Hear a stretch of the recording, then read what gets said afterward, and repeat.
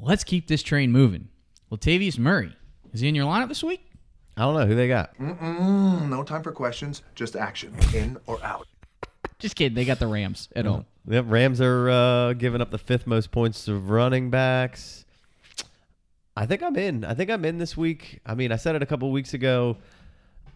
I asked if it was the camera angles. Dude looked kind of trim and slimmer.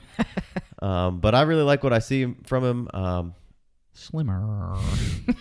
No, but he doesn't quite look the plotter. No, usually. Like I said, I like what I see in. Well, I like what I've been seeing from him. You know, one week it's him, the next week it's McKinnon. This week it looked like McKinnon was kind of running a little softish, not as explosive as he has been looking. The two are kind of tough to get a grasp on which one is typically going to be good and which one is, not. It was Murray got the touchdown this week. He had 17 and then like 5 and then 12 this week. But I do like the matchup, and you know what? I'm okay with playing Latavius Murray this week. Yeah, I sure. Why not? He's averaging 17 touches a game since week 5 after Cook went down. Sprinkle in a couple catches here and there. Nothing spectacular on that front, but a little bit. And he really comes through but he really only comes through for you when he scores. Yeah. He does have 17 red zone touches, including 4 goal line carries, but hasn't resulted in many touchdowns. The one touchdown he broke off was real long a few games ago, and then he had a nice red zone goal line conversion this carry. Like you said, the Rams are giving up the 5th most running back points in PPR. I'd be down to put him in my RB2 spot, potentially flex him. Anyone who's averaging 17 touches a game is something I'm interested in. McKinnon was a little bit down this past week, but I mean, watching the game, I didn't know that he didn't look as explosive. He's still making really nice cuts, and he gets upfield very fast. Like the game looked better than his box score, and I feel more confident in McKinnon because of the catches. But maybe with a healthy Diggs, maybe there's not as many targets, because you got Diggs out there. You got both these running backs are doing well. The offensive line's playing awesome. Aside from those picks from Keenum, he's been slinging it. You got Thielen out there who's just absolutely murdering. Like, I don't know how, there's a lot going on here, a lot of options for Keenum or whoever's going to be the quarterback, and you just kind of have to take your bench Keenum.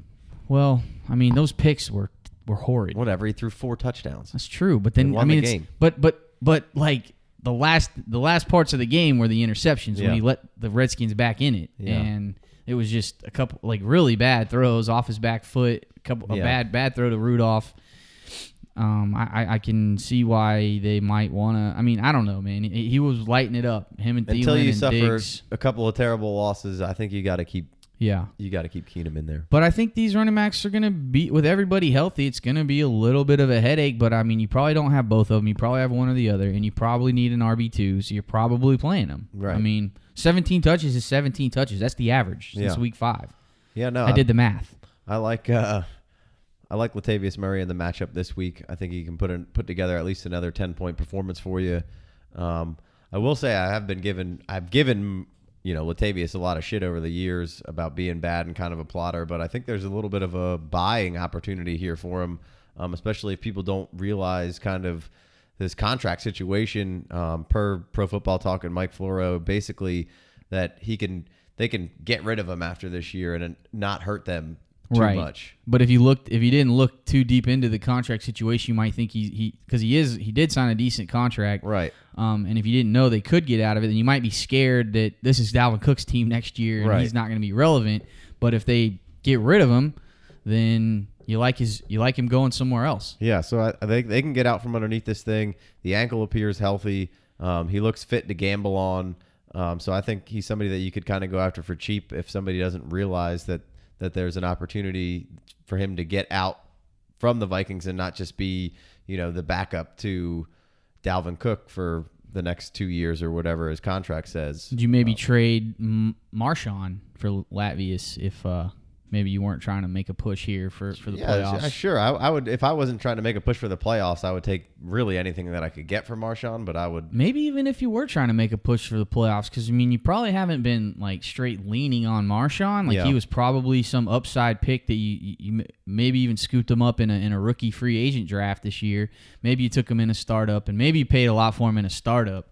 So maybe you do just want to hold out and try and recoup some of that value by succeeding with him for the rest of the year. But, I mean, Latavius is averaging more touches a game than Marshawn. Granted, Marshawn's doing better with those touches, but, I mean. You would like to think that the Raiders are going to ramp up Marshawn's that's what we're expecting. That's what we're hoping.